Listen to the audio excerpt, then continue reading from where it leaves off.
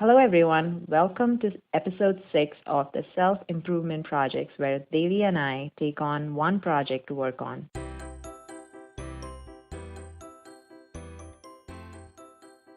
The project we worked on last week was dusting up our resumes and maybe starting to think about looking for a new job. So, Devi, do you want to tell us how it went for you? Yeah. The last time I wrote a resume and actually used it to find a job was more than 8 years ago. So a few things have changed since then. One pointer I found was on a Business Insider news article stating that there was no need to have a header or footer, tables or charts in your resume because they don't get picked up easily when the employer is doing a keyword search. They seem to get scrambled up and some of the search engines are unable to find it. Starting on a resume after such a long break is quite a task. So I started small. I decided to update my LinkedIn first. You don't need to update your LinkedIn profile with your entire resume. I went to a talk on writing resumes at my workplace, and the guy who was presenting said that you don't want to put up your resume on LinkedIn anyway. You just want to list enough on there to make a recruiter get interested in your profile. And at that point, you can send your resume if he's interested. So for my LinkedIn page, I decided to have 3 blocks. One for specialties, where I listed 5 bullet points underneath it, outlining what I think are my key specialties. Then in the next section, I wrote about my experience in about 3 lines. The last and the final section was skills. I made this also a bullet list with about 10 items on the list. This was different from specialties. Specialties contains things that I'm really good at. Skills, on the other hand, contains things that I worked on, things I'm familiar with, and things that I think an employer will be interested in. My hope is that when an employer is looking for any keywords, this skill list will help it pop up. Nice. I've been meaning to clean up my LinkedIn forever because I did exactly what you're not supposed to do, which is copy paste your resume, but I just have never got around to doing it. I should do that. Yeah, but I think that's okay too because it's better than having no info on there, right? Yeah, and I've seen a lot of people who have who are pretty active on LinkedIn, have recommendations on LinkedIn, things like that. They have a good summary as well, or like a good tagline that explains what they are, like product management professional with X number of experience, things like that. So maybe Yeah. that's another thing you can think about, adding a summary of what your career has been about till now. Okay. And another thing that I've been thinking about is whether or not to put up a LinkedIn or a picture. It seems to me this is up for debate. Especially as a woman, I wonder if it'll hurt my chances if I put it up. On the other hand, people say, well, if you're going to be discriminated against, it'll happen when you show up in person anyway. So how should your picture look on LinkedIn? It should be just a headshot with nothing distracting behind, no duck faces. Try not to make it look like it's obviously a selfie, and no couple pictures or pictures with babies. Yeah, I think you get profiled based on internal biases, even based on your name. There are studies that show that people with ethnic names, especially black ethnic names, are not sometimes considered for serious jobs. And we definitely have ethnic names, and that's going to cause some bias. Yeah, but I think getting discriminated against in person is slightly better because at least it gets you in the door, and maybe some of them might overlook that bias. Yeah, and you also can't obviously show it, yeah, right, when you're meeting somebody in person. I also feel like in my profession, it's often a recruiter who's usually a contractor that hunts around for resumes on LinkedIn. So we may not even be getting profiled by the company itself, but by a single person, which is the recruiter. Yeah. So for the resume itself, I only have a rough draft ready. It still needs some polishing, but it is ready if I chose to apply for jobs. For the template, I followed the sample on Business Insider. I liked the way it was laid out, and it wasn't too verbose. I linked that below. Okay, cool. What about you? Yes, for me, I've been keeping my resume pretty up to date because I graduated from grad school 2 years ago and went through the whole job search roller coaster. I say roller coaster because looking for a job is extremely emotional, but then unlike a roller coaster, it doesn't really end that quickly for most people. But some tips that I learned in my long job hunt that lasted almost all of my second year of my master's degree plus some of my recent experiences is, number one, you should modify your resume to contain some of the keywords that the job description contains. Because of the scanning for keywords that they do. And since job searches are usually long, I think it's important to look at that as a task because you need to do it every day. And it's easy to feel like you have no control when you never hear back for the jobs that you applied for. So it's important to remind yourself that all you can control is the application and keep consistently applying. and all you need is a one job that gives you what you're looking for anyways. So I think it's also good to have goals per week or per day for the number of jobs to apply to and just keep applying. And but the third thing that I learned was you really have to network. And this is extremely hard for me because I hate networking events. I just don't feel in my comfort zone there. And I don't know if networking events are even effective for networking because you're constantly doing the same small talk and introducing yourself over and over. So I think for introverts like me, LinkedIn and the internet in general is a blessing. So I try usually to find recruiters in the company that I'm applying to jobs in, or sometimes they even list the recruiter next to the job posting in LinkedIn if that posting is in LinkedIn. So once you find them, you can like reach out to them via the LinkedIn email, and you can do a short introduction and ask if they're willing to talk to you. I learned this from one of my professors who told me to start doing that. And has this worked for me? Sometimes yes, sometimes at least get a phone call and a conversation. You mean you approaching the recruiter? Yes. Instead of the other way around? Oh, okay. Yes. I don't think you should wait around for a recruiter to approach you at all. Okay. If you're actively looking for a job. Yeah. Also, I don't think that works for people like me who are career switchers because I don't have. Why would they come and find you, right? Yeah, I mean, like my husband has like 10 years of experience in what he does, so he's constantly pinged for by recruiters because he has the depth of experience they're looking for. Whereas I'm switching and I have like barely 2 years of experience in the new career that I want, so people are not going to approach me. I have to proactively approach them. So yeah, sometimes it works. Sometimes it's like I'm still waiting to hear back from someone I wrote to like 2-3 years ago.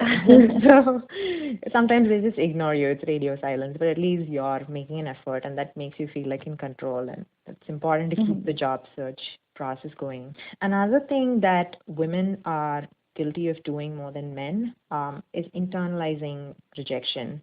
Thankfully, I never do that. Maybe it's maturity and experience that I've had with job search. But women tend to doubt their own skills when they don't get a job, whereas men think it's the company's loss. And my husband always says, it's the company's loss. And I forward him the standard rejection letters that you get from companies that haven't even like talked to you. You know, like you send an application and then 2 days later they send you, sorry, we're looking for other candidates with experience more suited, the standard thing that they send everyone. So he always says that, but I don't think I'm there, but I'm not with what women do as well. I never think it's my fault. I just think I look at it as dating. Like you just need to click.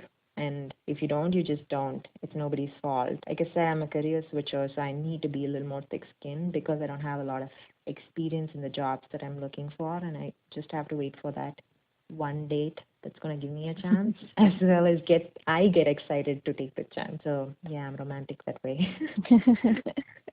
But that's a good view to have. I feel like I probably internalize rejection. Definitely. I feel bad if I don't hear back, which is so stupid. Yeah, because applying is such a black hole. Like people talk about it as a black hole because applications go in and you don't hear back a lot, and that's normal. That happens to even like the best candidates. Unless you have again like really specialized skills that is exactly what they're looking for. It does take time and a couple of no emails. Yeah, and since I feel bad when I send a mail to somebody and don't hear back, now when somebody approaches me on LinkedIn asking me about my company having any job openings, I always respond back. I at least respond back saying, it doesn't seem like my team is hiring right now. Good luck with your job search or something. Most people just want to hear something back. Exactly. Yeah, I know. I do that too because of all these recruiters who haven't replied to my email, and there are some occasions when I do hear from a recruiter. If I'm interested, I'll say I am, or like mostly it's like jobs I don't want to take anymore because I've moved out of that career. I keep getting jobs for my old engineering career even now.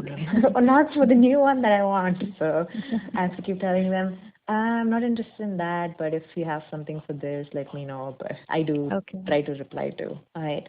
So the last thing that I had was another thing women are supposed to be guilty of is that women tend not to apply to jobs if they don't think they fit 100% of the criteria of the job description. And Sheryl Sandberg also talks about this in Lean, and this is something I definitely did until I read her book a couple of years ago. And it's not like a switch went off and I just started applying to aspirational jobs. But because of that book, I do now make a conscious effort to check myself before passing on, applying to a job that looks interesting to me, but for which I'm underqualified based on just the job description. I am so guilty of this. I read a job description and then I think, oh no, I'm not 100% qualified. And then I don't apply for the job. I Yeah. feel like I need to read this book again. It's been a while. Anything else you have? I think the last one was about cover letters. I think they're very important. Yes, most of the time your resume is scanned and shortlisted by a computer, so the cover letter might not even be read. But when it is the first thing you're saying to the recruiter, so it needs to talk about why you want the job and what you bring to the table. I once got an interview because of what I wrote for a question they asked me to include in the cover letter. They asked me to write about my favorite app and why. And when I spoke to the recruiter, he told me he noticed my application because he thought my response is really funny. So the cover letter, is it supposed to be like, let's say you're sending an email, right, with your resume. Is your cover letter just what you write in your email? It's not going to be a separate document, is it? These days, it's not really like you are sent to an email. Clearly, you haven't applied jobs in this place. So it's usually like an application form where you write your name and all your stuff, and then you attach. They usually have space where you attach a resume, attach a cover letter. Mostly they have a criteria saying cover letter, or they have like a text box where you can paste your cover letter, or they have like other attachments, and then there you could attach your cover letter. So you don't like separately email a recruiter saying. Okay. But then the thing that I said about writing to the recruiters, then again, you're sort of repeating things in your cover letter, but you need to be a little more concise because people don't want to read long emails when they don't know you. Wow. Yeah. I never knew cover letters were important. So, but so it'll change every time, right? Depending on the job that you're applying to. So you can't have like a standard cover letter. It has to be custom made for the job. It should be a little custom made, but I have like a template that I have, and I change some things based on what they are looking for. Because why you want the job, if it's the same type of role in different companies, it will sort of be the same. Okay. And some of the skill and what you bring to the table will be sort of the same. Maybe write a little bit about why you want to work in that company. That will definitely be different. Okay. All right. I think this was a tough one for us, and we did drag it on for longer than we should have because working on your resume is not fun because it means you have to go through the painful process of looking for a job next. For me, I think the most important takeaway was keep trying and you have to work hard to find the life or job that you want. For me, it was getting my resume ready so I can stop using that as an excuse to not look for what else is out there. I still need to get a decent headshot for my LinkedIn profile, and then I think I'll call this task successful. You have a good headshot? Yeah, I do. I just I directed my husband to take a headshot for me. Oh, that's so cool. Yeah, you just make your husband stand exactly where he needs to, and then just tell him to like. Did you wear professional gear or like? I mean, it's a headshot, right? I wore a blouse, so that's all you're gonna see, maybe till your chest. So maybe dress up on top for sure. You can wear shorts. I'm guessing. So I've been looking through some pictures on LinkedIn to see what looks good to me and what doesn't. I've noticed that especially for women, it's better to not wear something too tight. Yeah. And not necessarily something too loose, but more business like, right? Not like a Facebook profile picture. Yeah, definitely not. Yeah, it's definitely only till your chest, and maybe wear like a blouse and a suit, and I think that should look. Don't have a suit, but maybe like a blazer or something. Yeah, a blazer. Blazer should be enough. Okay. All right. For next week, we want to step away from all the work that we did and go play. So we want to challenge ourselves to write or draw every day. Join us in our weekly goals to improve ourselves and let us work together on becoming a better version of ourselves. See you next week. Ciao.